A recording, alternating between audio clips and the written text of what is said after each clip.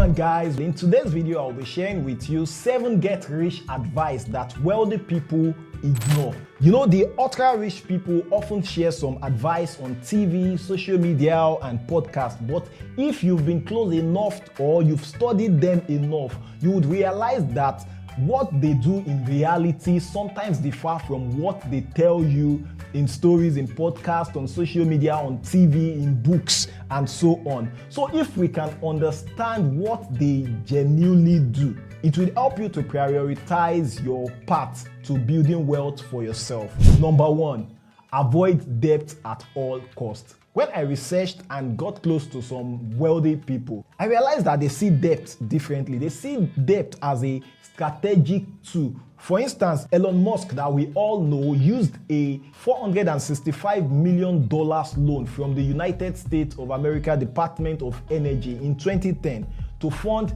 Tesla Model X production during Barack Obama's presidency. This strategic use of debt enabled Tesla to grow rapidly. Tesla paid back the money in about 9 years, way earlier than they supposed to do that, because they were able to make enough profits. While most people view debt as burden, the rich leverage it to grow their wealth. This difference in perspective is vital. Instead of using credit for consumption like some Nigerians who will borrow money to do wedding party and then they struggle 5 years, 3 years after the wedding to repay the money. In short, my personal rule for taking loan is to use it to scale up business, not even to start a business. Like, I want to have some of my own money that I've already started the business, I've already tested and have proof of concept. I'm already sure that, oh, this generates income. I just want to scale up the income. That is the only time I can consider taking a loan. That way, I am 100% sure that the loan will repay itself, it will repay the interest, and it will yield profit for me. You know, a lack of this understanding is why many people are in the overwhelming bondage of loan apps. Number 2, save money religiously.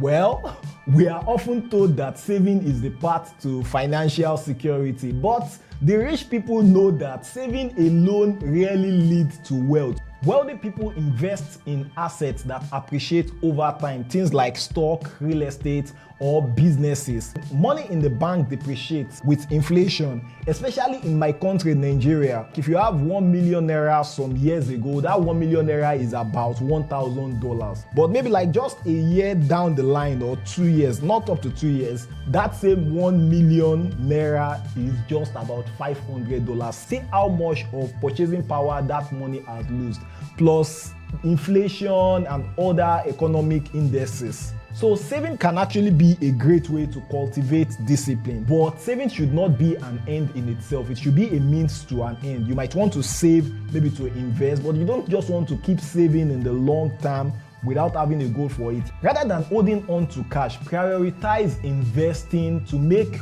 your money work for you. Would it have been wise for Mike Adenuga to save the money he invested in telecommunications and oil? If he had just put that money in the bank, it would earn incredibly small interest rates, especially these our banks these days, you know. He chose the smart way and probably used loan too to invest in a sector that offers way higher return than banks will. So if you find this valuable so far, don't forget to like this video. Warren Buffett is known for investing strategically rather than just holding his money in the bank as savings. You know, he invested in companies that he believed will do well over time, such as Coca-Cola, Apple. But investing does not always mean buying shares, buying bonds, and all those kind of things. Sometimes investing for an ultra wealthy person is gifting, yes, gifting a huge cash, a huge amount to somebody that is even more prosperous than them. They do this to win favor, and this could be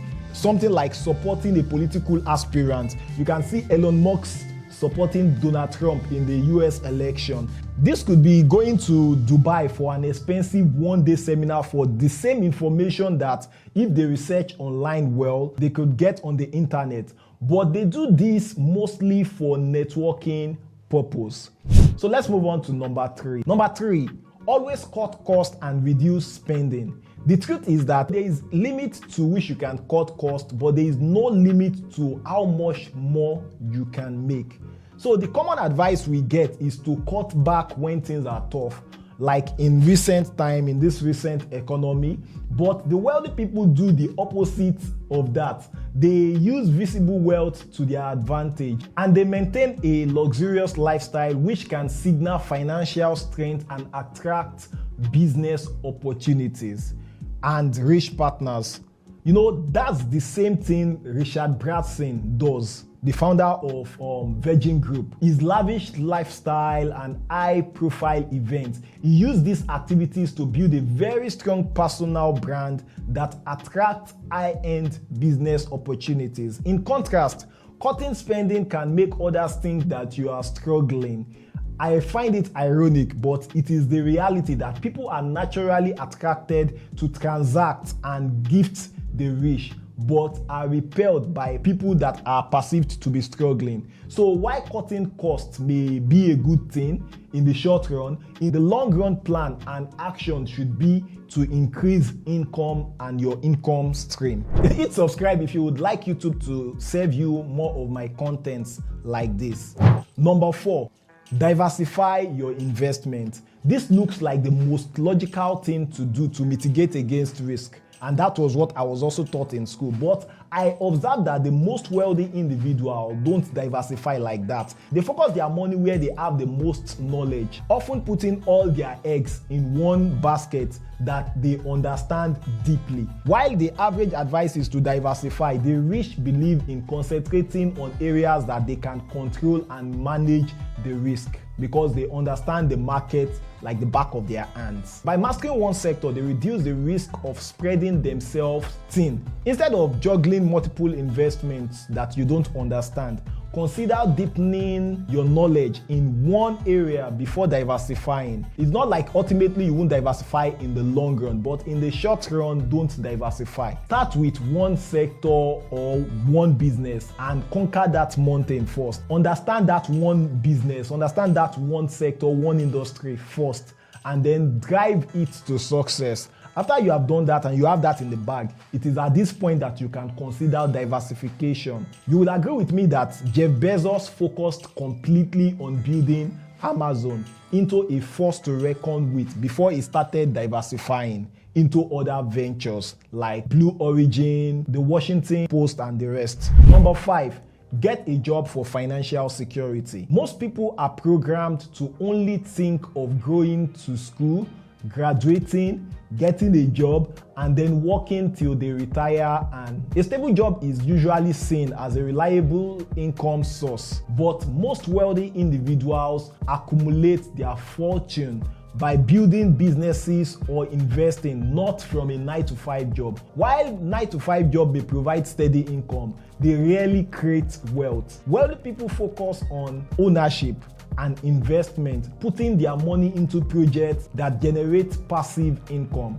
For those seeking financial freedom, it may be wise to shift or have future plan to shift from working for a paycheck to finding ways to make money work for you. However, it is worthy of note that there are some multinationals and companies that can pay you so well for your high income skills, enough to make you relatively rich. For instance, there are some high income professionals such as CEOs of large corporations which can make significant wealth through salaries and huge bonuses.